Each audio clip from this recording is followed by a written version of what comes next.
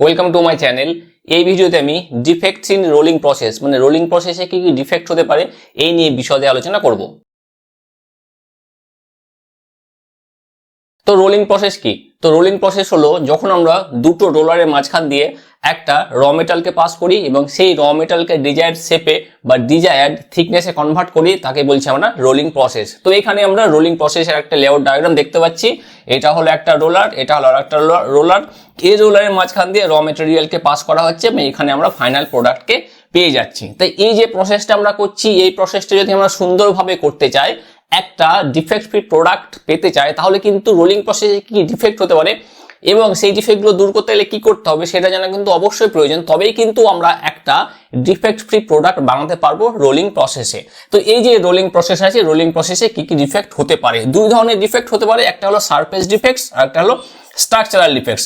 এই surface defects মানে হলো এই যে আমরা রোলিং প্রসেসের ফলে এই যে প্রোডাক্টটা পাচ্ছি, এই যে সারফেস আছে, এই সারফেসের উপরে এর একটু ডিফেক্ট দেখা যাবে, সেটা খুব মাইনর ডিফেক্ট। আর এই যে স্ট্রাকচারাল ডিফেক্ট, দুই নম্বরে যেটা লেখা আছে স্ট্রাকচারাল ডিফেক্টস, এটা কিন্তু মাইনর ডিফেক্ট নয়, এটা হলো মেজর ডিফেক্ট। মানে এই যে ডিফেক্ট যদি হয় তাহলে এই যে প্রোডাক্টটা পাচ্ছি, এই প্রোডাক্টের ওভারঅল স্ট্রাকচারে কিন্তু এর প্রভাবটা দেখা যাবে। তাহলে সারফেস ডিফেক্টস হলো মাইনর ডিফেক্টস আর স্ট্রাকচারাল ডিফেক্টস হলো মেজর ডিফেক্ট। এবার এগুলো নিয়ে আমরা বিশদে দেখবো। ফার্স্ট যেটা হলো সেটা হলো সারফেস ডিফেক্ট। তো সারফেস ডিফেক্ট কি বললাম, সারফেসের উপরে দেখা যাবে ছোট ছোট দাগ দেখা যাবে, ছোট ছোট ক্র্যাক দেখা যাবে, এই সব কিছু হলো সারফেস ডিফেক্টস। তো ফার্স্ট হলো স্কেল পিটস। স্কেল পিটস মানে কি, এই যে সারফেস থাকবে, এই যে রোলিং প্রসেসের ফলে যে সারফেস থাকবে, সারফেসের উপরে কিছু কিছু ফরেন পার্টিকেল দেখা যাবে, বা ধরো ডিপ্রেশন দেখা যাবে, বা কোনো ক্যাভিটি দেখা যাবে, এগুলোকে বলছি আমরা স্কেল পিটস। ধরো যখন আমরা রোলিং করছি, রোলিং করার সময় রোলারের উপরে ধরো কোনো ফরেন পার্টিকেল আগে থেকেই আছে, তাহলে সেইগুলো যখন আমি রোলিং করতে যাব, সেগুলো কি যেই প্রোডাক্টটা তৈরি হবে সেই প্রোডাক্টের উপরে গায়ে লেগে থেকে যাবে, তাহলে এগুলোই হচ্ছে ফরেন পার্টিকেল, এটাকে বলা হচ্ছে স্কেল পিটস। এবং বিভিন্ন রকমের দাগও কিন্তু হতে পারে। নেক্সট হলো এজ ক্র্যাক।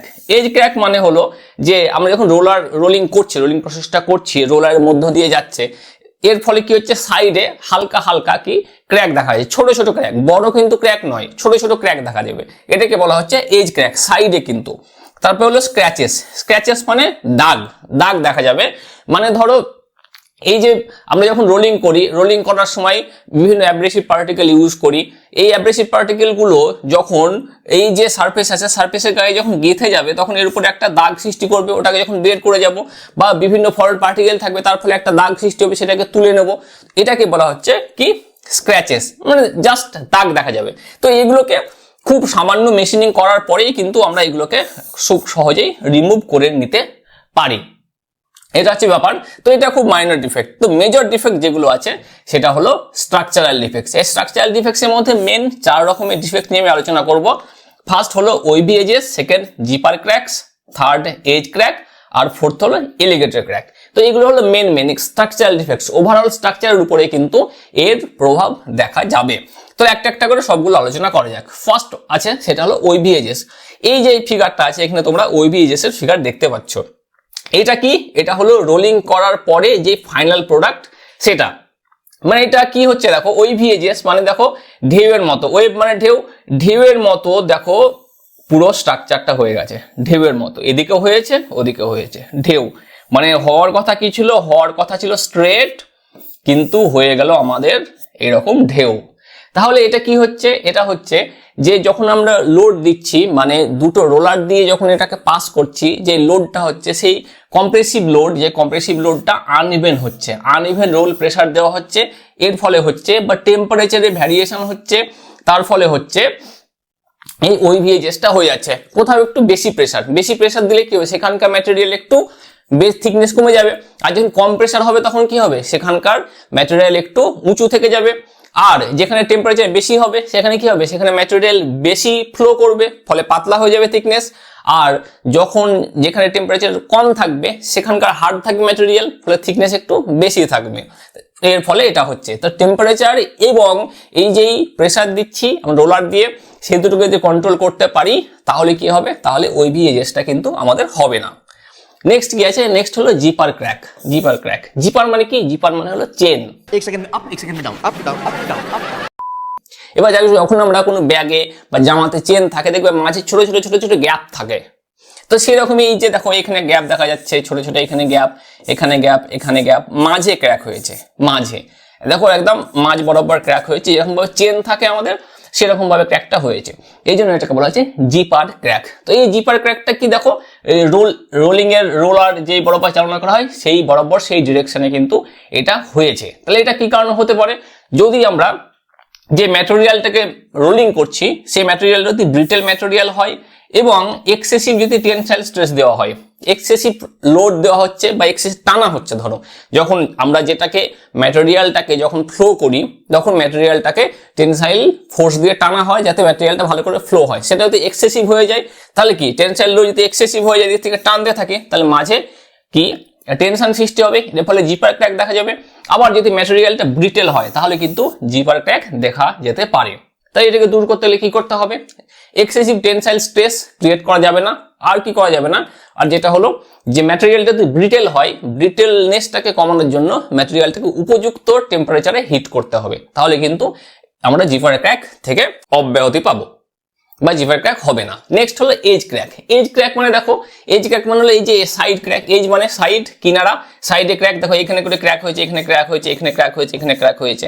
দেখো আমরা যখন এই সারফেস ডিফেক্ট পড়ছিলাম সেখানেও কিন্তু এজ ক্র্যাক ছিল, এই এজ ক্র্যাকটা কিন্তু ছোট ছোট ক্র্যাক ছিল, আর এই যে এজ ক্র্যাক আমরা বলছি এটা কিন্তু দেখো একটু বড় বড় ক্র্যাক, যেহেতু এটা স্ট্রাকচারাল ডিফেক্টস দুই দিকেই হয়ে গেছে আবার একদিকে হতে পারে, তাহলে এই যে ক্র্যাক হবে বড় বড় ক্র্যাক হবে, তাহলে এটাকে বলা হচ্ছে এজ ক্র্যাক।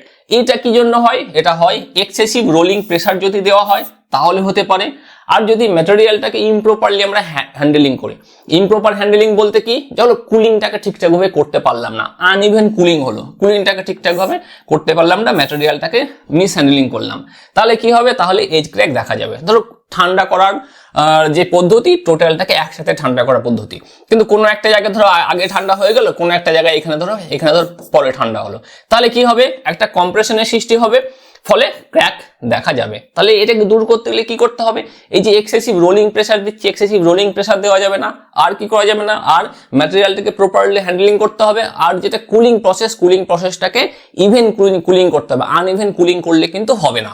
এটা হলো এজ ক্র্যাক এবং এটার রেমেডি। নেক্সট হলো অ্যালিগেটর ক্র্যাক। অ্যালিগেটর মানে কি, অ্যালিগেটর মানে হলো জানো অ্যালিগেটর কি, তাহলে এবার এই অ্যালিগেটর যখন মুখ খোলে এমনি বড় হা করে মুখ খোলে, তাহলে এরকম ভাবে থাকে, উপর একটা চোয়াল নিচে একটা চোয়াল অনেক বড় হয়, তাহলে এখানে দেখো এরকমই হয়েছে, এটা হলো মেন মেটালের থিকনেস, এবার এটা দুই ভাগে ভাগ হয়েছে, এখানে একটা ভাগ হয়েছে, এখানে একটা ভাগ হয়েছে, ফলে অ্যালিগেটরের একটা মুখের মতো হয়ে গেছে, কিন্তু এখানে পার্থক্য যে এখানে দাঁত নেই, তো স্বাভাবিক দাঁত থাকবে না, কারণ এটা তো সত্যিকারের অ্যালিগেটর নয়, সত্যিকারের অ্যালিগেটর হলে দাঁত থাকতো এরকম ভাবে, তাই সত্যিকারের অ্যালিগেটর হলে তো এখানে ছবিটা আঁকতামও না, কারণ এটা হলো কি মেটাল রোলিং প্রসেস, জীববিদ্যা নয়। তাহলে এরকম ধরনের ক্র্যাক হবে, দেখো দুটো মিডিল হয়ে ভাগ হয়ে গেছে, তাহলে এরকম ধরনের ডিফেক্টকে বলবো আমরা অ্যালিগেটর ক্র্যাক। তাহলে ওপেন মাউথ অফ অ্যান অ্যালিগেটরের মুখের মতো হয়ে গেছে, দেখো হরাইজন্টালি ভাবে দুটো ভাগে ভাগ হয়ে গেছে। তাহলে এটা কি কারণে হয়, তাহলে যদি আমরা ইউনিফর্ম ডিফরমেশন না করি, ডিফরমেশনটা নন ইউনিফর্ম ডিফরমেশন হবে, আর তার সাথে যদি মেটালে ইমপিউরিটিস থাকে, এবার ডিফরমেশন যদি ইউনিফর্ম না হয় তাহলে এইরকম ক্র্যাক সৃষ্টি হতে পারে, আর যদি মেটালের মধ্যে যদি বিভিন্ন ইমপিউরিটিস থাকে, একই রকম ম্যাটেরিয়াল নেই, তার মধ্যে কিছু অশুদ্ধি মেশানো আছে, তাহলে কিন্তু এরকম ক্র্যাক হতে পারে। তাহলে এই যে অ্যালিগেটর ক্র্যাক আছে, এটাকে এই বিভৎস অ্যালিগেটর ক্র্যাকটাকে দূর করতে গেলে কি করতে হবে, আমাদেরকে ডিফরমেশনটাকে ইউনিফর্ম ডিফরমেশন করতে হবে, আর মেটালের মধ্যে যে ইমপিউরিটি মানে অশুদ্ধিগুলো আছে সেগুলো রাখা যাবে না, একদম শুদ্ধ বা বিশুদ্ধ ম্যাটেরিয়াল নিতে হবে। তাই বিভিন্ন রকমের ডিফেক্টস, কি কি ডিফেক্টস, একটা হলো সারফেস ডিফেক্টস, একটা হলো স্ট্রাকচারাল ডিফেক্টস। তো এটা পরীক্ষাতে খুব বারবার আসে, খুব একটা ইম্পর্টেন্ট বিষয়, কি বিষয়, ডিফেক্টস ইন রোলিং প্রসেস, খুব একটা ইম্পর্টেন্ট টপিক, এটা কিন্তু পরীক্ষাতে বারবার আসে। তো আশা করছি এই ডিফেক্টস ইন রোলিং প্রসেস সম্পর্কে তোমাদের কনসেপ্ট ক্লিয়ার হয়েছে। তো এই ভিডিওটি দেখার জন্য ধন্যবাদ। এই চ্যানেলের আরো আপডেটেড ভিডিওর জন্য এই চ্যানেলটিকে সাবস্ক্রাইব করো, আর আমি যখন ভিডিও আপলোড করবো তার নোটিফিকেশন প্রথমে পাওয়ার জন্য অবশ্যই কিন্তু বেল আইকনটিকে প্রেস করো, তাহলে দুবার করে নাই, তাহলে কিন্তু আনসাবস্ক্রাইব হয়ে যাবে।